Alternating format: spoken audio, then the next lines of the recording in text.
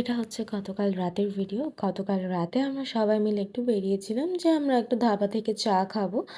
অনেকদিন বেরোনো হয়নি। আর সারাদিন সবাই নিজের কাজে যে যার মতো ব্যস্ত থাকে। তো আমাদের সেরকম একটা দিনের বেলা বেরোনোও হয় না। সব ব্যস্ততা শেষ করে রাত্রেবেলা জাস্ট একটুখানি বেরিয়েছি। অল সাডেন একটা ট্রাক আসে, কোনো হর্ন দেয়নি, কোনো ইন্ডিকেটর ছাড়া ও জাস্ট ডান দিকে ঢুকে চলে যাচ্ছে। ট্রাক ড্রাইভারটাও যথেষ্ট ড্রিঙ্ক করেছিল, মানে পাশে যেও বসা ছিল দুজনেই প্রচুর ড্রিঙ্ক করেছিল।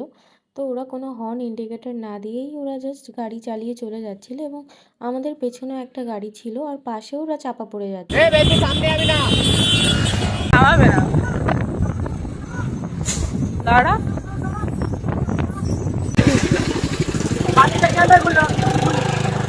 থামা থামা। এ বা ও তো তাও ঠিক আছে। এ দেখ পিছনের গাড়ি এসে আমরা পিছে যেতাম, আমরা পিছে যেতাম, ওই গাড়িটা চলে এলো। বাড়া পাগলা চোদার মতো চালায়।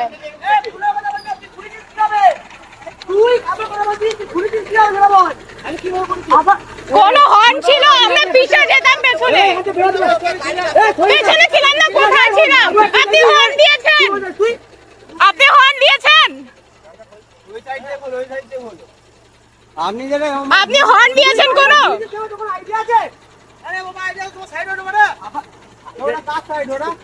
কোনো হর্ন নেই, কিছু নেই, পেছন দিয়ে আরেকটা আসছে।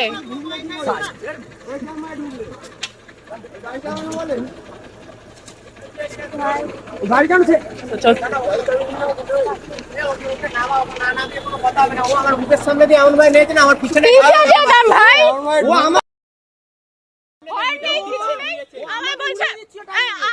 পিছনে ছিল, তোমরা পিছনে ছিলাম বলে তুই হর্ন দিবি না? তুই হর্ন দিবি না? না হর্ন দিয়ে না কোনো ইন্ডিকেটর, না হর্ন, বেরিয়ে যাচ্ছিস। আর আমার পিছনে আরো গাড়ি ছিল, আমার পেছনে আরেকটা ছিল, ওটার নিচে তো যেতাম। তলায় যেতাম।